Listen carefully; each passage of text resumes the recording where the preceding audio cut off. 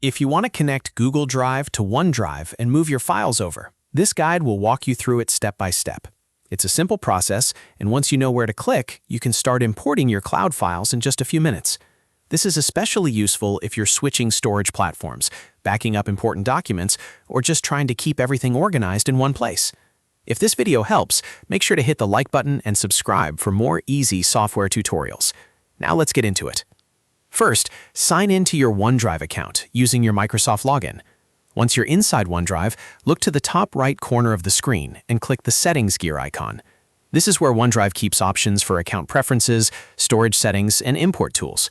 After opening Settings, look for the option that says Import Cloud Photos and Files. This is the feature that lets OneDrive connect with another cloud service and bring your content over. Click that option to continue. Next, you'll see a list of supported cloud services. Choose Google Drive from the list, then click Connect. OneDrive will now ask you to sign in with the Google account that contains the files you want to import. Make sure you choose the correct Google account, especially if you have more than one.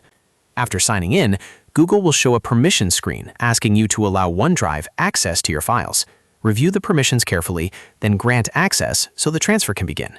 Once permission is approved, follow the on-screen prompts to copy your files over from Google Drive to OneDrive.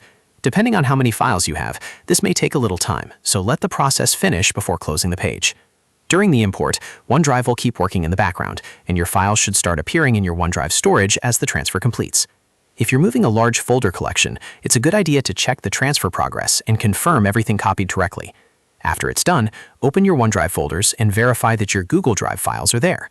At this point, you've successfully connected Google Drive to OneDrive and imported your cloud files.